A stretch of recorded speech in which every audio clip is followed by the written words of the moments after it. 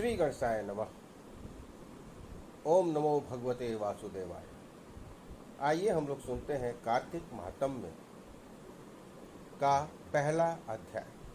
सूत जी कहते हैं, जब श्री कृष्ण चंद्र जी से बातचीत करके नारद जी विदा हो गए, तब हर्ष से प्रसन्न मुख सत्यभामा श्री कृष्ण से बोली, हे नाथ, मैं धन्य हूँ।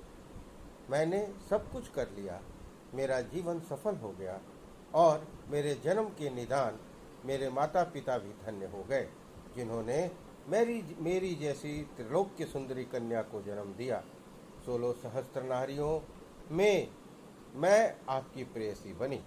मैंने विधान पूर्वक आप आदि पुरुष के साथ यह कल्प वृक्ष नारद जी को अर्पण कर दिया था, जिसकी वार्ता भी पृथ्वी के लोग नहीं जानते।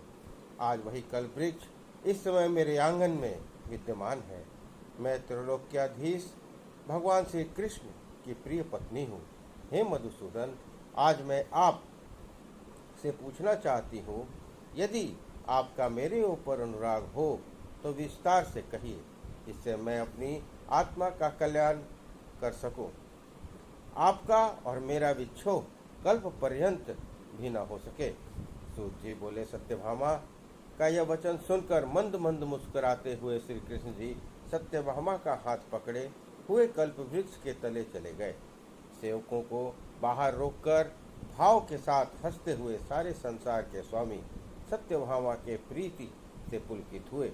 श्री कृष्णचंद्र जी बोले, तुम्हारी भांति प्रिय हमको अन्य रानियां नहीं है। मेरी 16 सहस्त्र स्त्रियों में तुम मुझे प्राणों से भी अधिक प्रिय हो। तुम्हारे लिए मैंने देवताओं तथा इंद्रदेव से भी विरोध किया है। हे कांते, तुमने जो प्रश्न किया है, इसके उत्तर में मैं कुछ विषयजनक बातें कहता हूँ, उसे ध्यान से सुनो।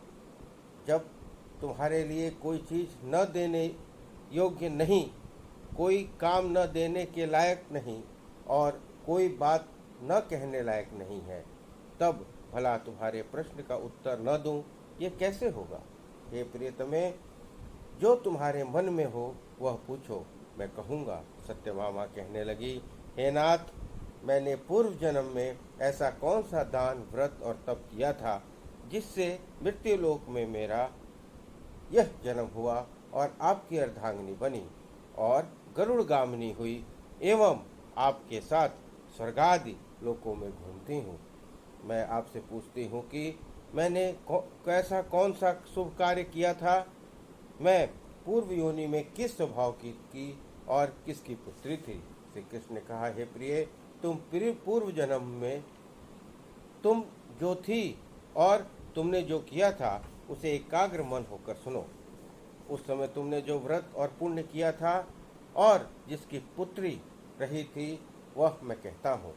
सतयुग के बीतने पर जब त्रेता में माया नगरी में अग्निहोत्र और वेद वेदांगों को जानने वाला देव शर्मा नामक एक ब्राह्मण रहता था।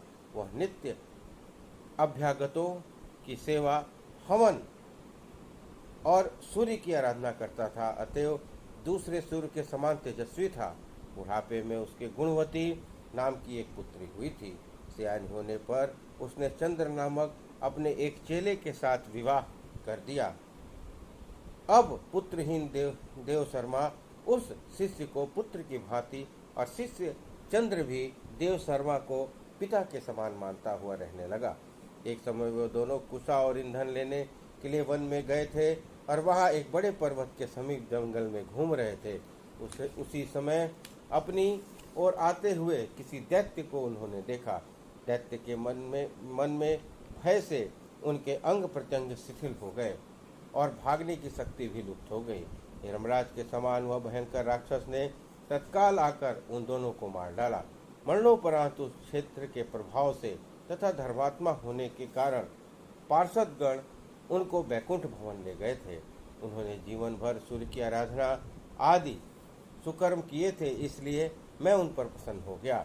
शिव, सूर्य, गणेश, विष्णु और दुर्गा, इनकी उपासना करने वाले प्राणी मेरे लोक में ही प्राप्त होते हैं।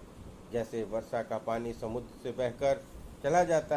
में बहकर चला जाता है, एकमात्र होता हुआ भी मैं काल कर्म के भेद से 5 तरह का हूँ।